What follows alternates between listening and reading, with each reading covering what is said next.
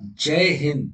MSP पर समान MSP hearing पर जो 10 फरवरी के क्या क्या हुआ था, जज ने क्या कहा, लॉयर ने क्या कहा, और जो voice of ex serviceman society के लॉयर थे उन्होंने क्या दलील रखी, इसमें पूरी जानकारी मिलने वाली है। बता दें कि voice of ex serviceman society ने पूरे अंश भेजे थे।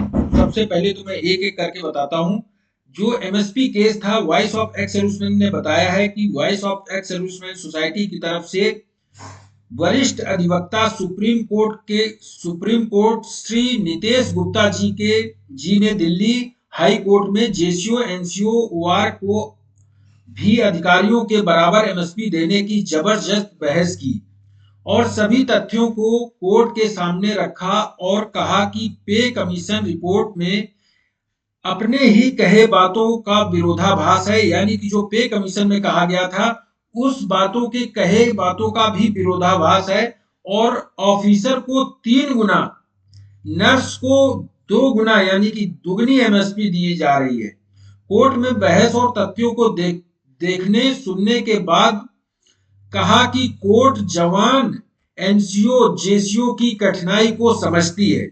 कोर्ट ने कहा, जज ने कहा कि कोर्ट जवान जेसीओ एनसीओ की कठिनाई को समझती है।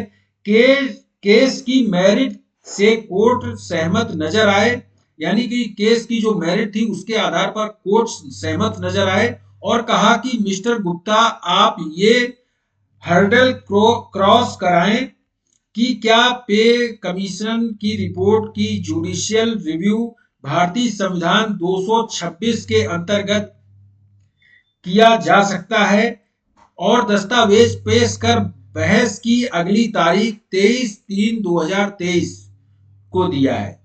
अगर ये पहला हर्डल हमने क्रॉस किया तो मेरिट के आधार पर निर्णय जेसीओ एनसीओ ओआर के पक्ष में आएगा। यानी कि पहला हर्डल है 23/3/2023 को। अगर इसको ये क्रॉस कर गए तो निश्चित है कि ये केस जेसीओ एनसीओ जवानों के पक्ष में आएगा। दूसरी बात इन्होंने कही है जवानों के लिए, जेसीओ के लिए, ओआरओपी 2 की विसंगतियों के खिलाफ 12 मार्च को इनकी रैली है, जिसमें कि रविवार को है जंतर मंतर पर नई दिल्ली में होगी। कृपया सभी से अनुरोध है कि अपनी उपस्थिति दर्ज कराएं, इस रैली को सफल बनाएं। जेसीओ एनसीओ ओआर द्वारा संचालित सभी संगठनों, सभी जेसीओ एनसीओ ओआर से निवेदन है कि वे समन्वय के लिए निम्नलिखित पदाधिकारियों से संपर्क करें। नीचे पदाधिकारियों के नंबर दिए हैं जिसका मैं लिंक डिस्क्रिप्शन में दे दूंगा।